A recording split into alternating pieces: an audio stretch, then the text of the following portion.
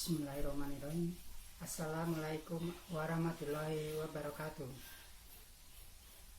Alhamdulillah. Alhamdulillahilladzi bil qalam.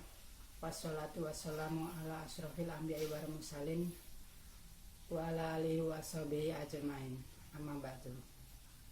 Pertama-tama, marilah kita panjatkan puja dan puji syukur kita atas kehadirat Allah Subhanahu wa taala yang telah memberikan rahmat, taufik dan hidayahnya kepada kita semua, sehingga kita semua dapat menyelesaikan proposal ini dengan lancar tanpa ada halangan suatu apapun. Yang kedua, terima kasih kepada Ibu Sri Widodowati selaku pembimbing mata kuliah Bahasa Indonesia ini yang telah membantu memberikan ilmunya kepada kami, dan semoga bisa bermanfaat bagi kami di suatu hari. Amin ya rabbal alamin.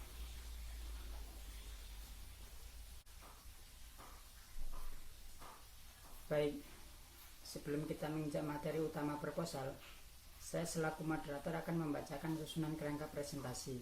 Untuk susunan kerangka presentasi yang pertama, salam pembuka. Yang kedua, ucapan terima kasih. Yang ketiga, perkenalan kelompok. Yang empat, materi utama. Yang kelima, kesimpulan dan penutup.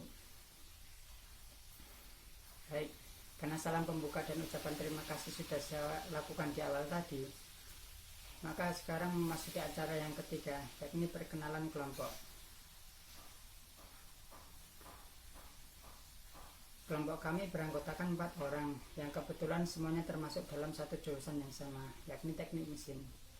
Yang pertama, saya sendiri, Jerry Kirana Indrajaya, sebagai moderator. Yang kedua, Mas Andri Sidarta, yang akan mempresentasikan atau menjelaskan mengenai tujuan usaha dan gambaran usaha.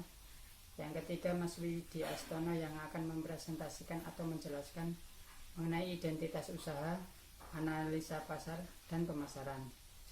Yang keempat, Mas Muhammad Aryansyah, yang akan mempresentasikan atau menjelaskan mengenai produk makanan, analisa keuangan, serta pembagian keuntungannya.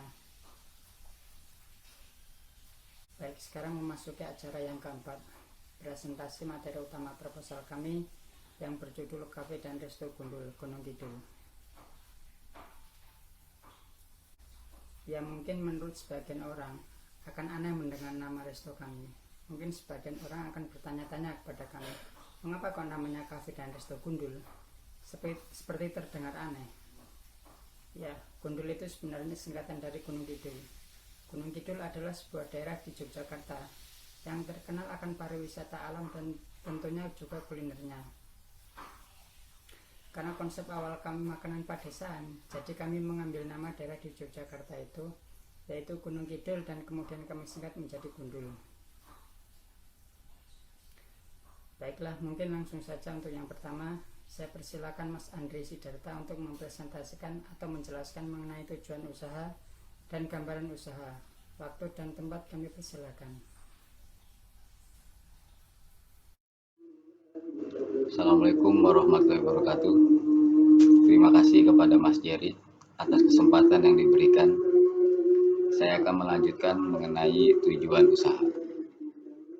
Tujuan usaha kami yaitu belajar berwirausaha berdasarkan konsep ekonomi syariah, mengembangkan kreativitas, memberikan layanan kepada konsumen, menyajikan makanan dan minuman yang berkualitas dengan harga terjangkau, membuka lapangan kerja baru untuk meningkatkan taraf hidup masyarakat, dan memberikan contoh kepada masyarakat untuk menjadi seorang pengusaha. Gambaran umum usaha. Usaha kafe ini didirikan pada tanggal 5 Maret 2021 yang beralamat di Jalan Niaga Raya, Ruko CBD nomor 10, Blok 12, Cikarang, Bekasi, Jawa Barat. Kafe kami menawarkan berbagai macam menu makanan dan minuman khas asli Jogja. Meskipun usaha ini masih seumur jagung, tetapi para peminat dan konsumen sudah banyak yang menjadi pelanggan kami. Perencanaan sistematis yang digunakan sebagai pengembangan karakter serta jati diri wirausaha yang profesional dalam mengembangkan efisiensi dan efektivitas dalam bekerja. Kafe kami buka dari pukul 10.00 sampai dengan 21.00 dengan target pasar yaitu mahasiswa, mahasiswi, pelajar, atau remaja. Fasilitas yang diberikan kafe yaitu yang pertama hotspot area, yang kedua konsep yang berbeda, yang ketiga memberikan bonus atau diskon untuk para pembeli dan pelanggan, yang keempat suasana yang nyaman dan tenang. Demikian presentasi yang saya sampaikan. Assalamualaikum warahmatullahi wabarakatuh. Baik, terima kasih kepada Mas Andri Sidarta atas presentasi atau penjelasannya. Selanjutnya kami persilakan Mas Widya Astono untuk mempresentasikan atau menjelaskan mengenai identitas usaha, analisa pasar, dan pemasaran. Waktu dan tempat kami persilakan. Baik, sebelumnya saya mengucapkan terima kasih kepada Mas Jerry Kirana untuk waktu dan kesempatan yang diberikan kepada saya. Untuk step ini saya akan menjelaskan tentang identitas perusahaan atau usaha yang kami kembangkan. Untuk namanya sendiri adalah Cafe dan Resto Gundul alias Gunung Kidul ya. Untuk alamatnya sendiri berada di Jalan Niaga Raya, Ruko CBD nomor 10/12, Jababeka, Cikarang Selatan, Kabupaten Bekasi. Untuk nomor teleponnya ada di sini ada ya 021 2948 2648. Terkait pemasarannya, kami juga memasarkan di media sosial ya seperti Facebook, Instagram, Twitter, dan nextnya kami juga akan memasarkan melalui LinkedIn, salah satu media sosial yang memang saat ini ibaratnya sedang booming lah di atas Facebook ya, karena memang tujuannya itu sebagai akun bisnis. Oke, next. Analisa pasar dan pemasaran. Strategi pemasaran. Strategi yang akan kami terapkan di Cafe dan Resto Gundul yaitu yang pertama adalah membuat pamflet, banner, dan brosur yang berisikan produk-produk yang akan kami jual dan menyebarkannya di tempat-tempat yang biasa dikunjungi oleh masyarakat luas. Yang kedua, memasang iklan di sosial media seperti Facebook, Instagram, Twitter, ataupun LinkedIn ya. Seperti yang tadi saya jelaskan di slide sebelumnya. Yang ketiga, membuat brosur yang berisikan katalog dan berbagai macam produk yang ada, mulai dari menu utama sampai menu yang lainnya. Yang terakhir adalah menjaga cita rasa hidangan dan memberikan pelayanan atau servis yang memuaskan, terbaiklah dari kami. Tujuannya agar pelanggan itu bisa nyaman dan sifatnya itu kontinu ya, jangan sampai cuma datang sekali terus besok-besoknya nggak datang lagi, itu kan jangan sampai lah. Next, target atau segmen pasar yang dituju oleh Cafe dan Resto Gundul ya, Gunung Kidul. Cafe dan Resto Gundul membidik semua kalangan, itu pada dasarnya, tetapi lebih mengacu ke kalangan menengah ke bawah seperti mahasiswa dan juga pelajar atau peluang yang besar. Jadi nanti hal seperti ini bisa menunjang ataupun sebagai pemacu lah profit dari kafe kami. Meskipun begitu, menu tetap menjadi prioritas kami. Dan di sini untuk Bapak dan Ibu bisa melihat ya kondisi atau view untuk suasana kafe kami di malam hari. Sangat elegan, rapi, walaupun ramai pengunjung. Dan tentunya suasana dan tempat seperti ini sangat cocok sekali ya buat mahasiswa terutama dan juga pelajar. Ketika sedang ingin mengerjakan tugas kelompok, bisa untuk datang ke Cafe dan Resto Gundul ya untuk membahas di situ. Karena di samping itu juga kami menyediakan untuk hotspot gratis bagi pengunjung ya. Next, untuk produk yang dihasilkan masakan dari kafe kami lah. Di sini ada gudeg, ada bakmi Jogja, ada sate kelandak, ada midis, ada mie ledak, ada tengkrengan daging, ada nasi tiwul, ada juga oleh-oleh mercon ya.